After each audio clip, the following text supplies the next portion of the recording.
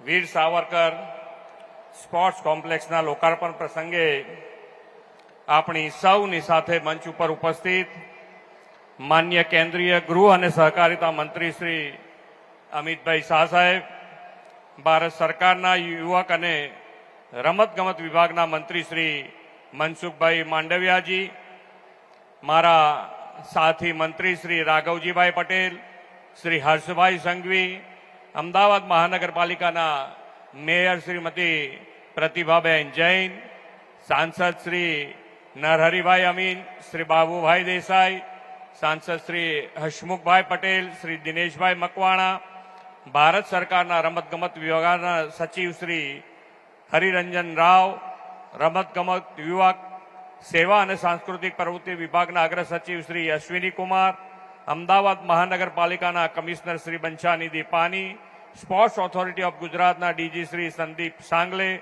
આમંત્રિત સર્વે મહાનુભાવો, પ્રેસ મીડિયાના મિત્રો, સૌને મારા નમસ્કાર.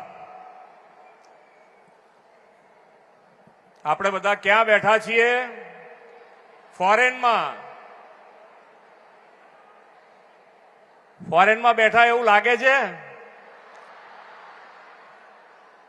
તો ભાઈ જોરથી બોલો, ભારત માતા કી.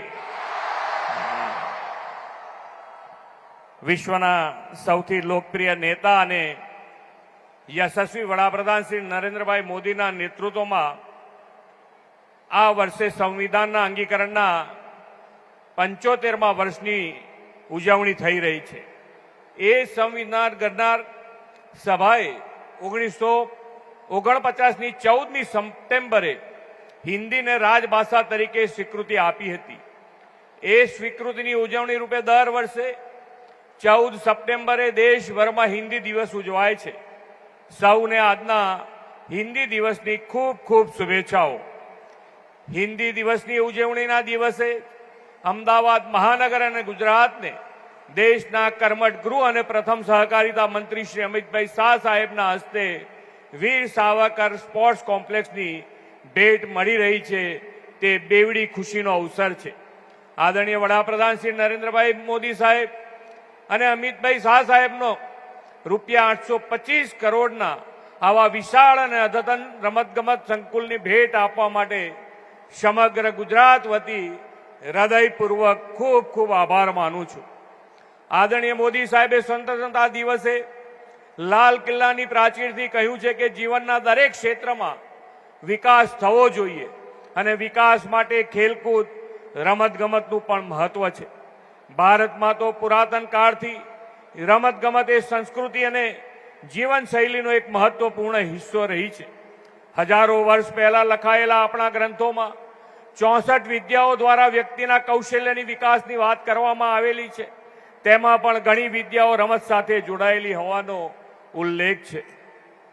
એટલું જ નહીં, રમતગમતની હજારો વર્ષ જૂની આપણી વિરાસતના બીજા પણ અનેક ઉદાહરણો છે. કચ્છમાં વર્લ્ડ હેરિટેજ સાઇટ પ્રાચીન શહેર ધોળાવીરામાં પણ જે તે સમયે 2 મોટા સ્ટેડિયમ હોવાનું બહાર આવ્યું છે. આપણો આ વારસો વિશ્વની ધરોહર છે અને આદરણીય વડાપ્રધાનશ્રીએ વિરાસત બી વિકાસ બીના ધ્યેય સાથે ખેલકૂદ સ્પોર્ટ્સની વિરાસતને આધુનિક સમય અનુકૂળ ઓપ આપ્યો છે. દાયકાઓ પછી તેમના નેતૃત્વમાં દેશમાં નેશનલ સ્પોર્ટ્સ પોલિસી બની છે અને ગ્રામીણ સ્તરથી લઈને ઓલિમ્પિક સુધી સંપૂર્ણ સ્પોર્ટ ઇકોસિસ્ટમ વિકસાવવાની દિશા મળી છે. તાજેતરમાં સંસદના સત્રમાં નેશનલ સ્પોર્ટ્સ ગવર્નન્સ બિલ 2025 અને national anti dumping amendment bill 2025 પારિત કરીને મોદી સાહેબે સરકારે ખેલાડીઓના હિતના રક્ષણનું ઐતિહાસિક પગલું ભર્યું છે. દેશમાં રમતગમત પર જે પ્રકારે ધ્યાન અપાઈ રહ્યું છે તેને કારણે આજે આપણા ખેલાડીઓ આંતરરાષ્ટ્રીય રમતોમાં વિશ્વ સ્તરે શાનદાર પ્રદર્શન કરતા થયા છે અને નવા રેકોર્ડ સ્થાપિત કરે છે. ભારતે તમામ પ્રકારની વર્લ્ડ ગેમના આયોજનની ક્ષમતાઓ પણ પુરવાર કરી બતાવી છે.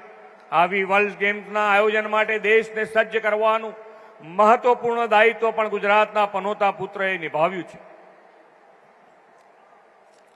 આદરણીય શ્રી અમિતભાઈ શાહ સાહેબના અવિરત પ્રયાસો અને સીધા માર્ગદર્શનમાં અમદાવાદમાં વર્લ્ડ ક્લાસ સ્ટેડિયમ અને અત્યાધુનિક તાલીમ વ્યવસ્થાઓ ઊભી થઈ રહી છે. આના પરિણામે અમદાવાદ ઓલિમ્પિક્સ જેવી રમતોની યજમાની કરવા માટે આદર્શ શહેર બન્યું છે.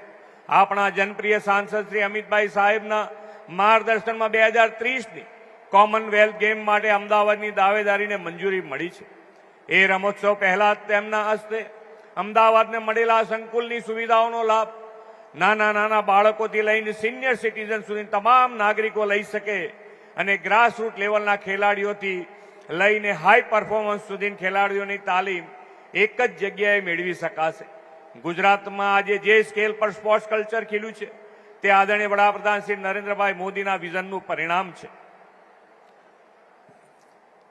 2 દશકામાં રાજ્યમાં સ્પોર્ટ્સ બજેટમાં પણ આપણા ત્યાં ખૂબ મોટો વધારો થઈને આજે સ્પોર્ટ્સ બજેટ 486 કરોડ રૂપિયા છે.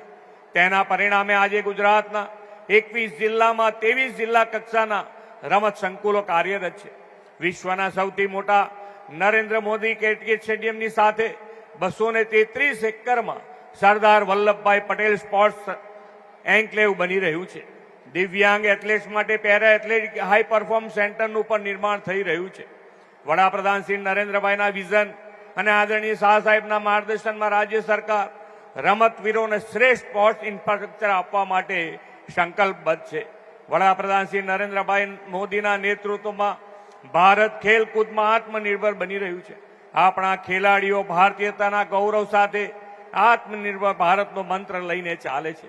તેવા સમયે આપણે દેશમાં જ બનેલા સ્વદેશી ઉત્પાદન રમતગમતના સાધન સામગ્રી ખરીદીને સ્વદેશીને પ્રોત્સાહન આપીએ.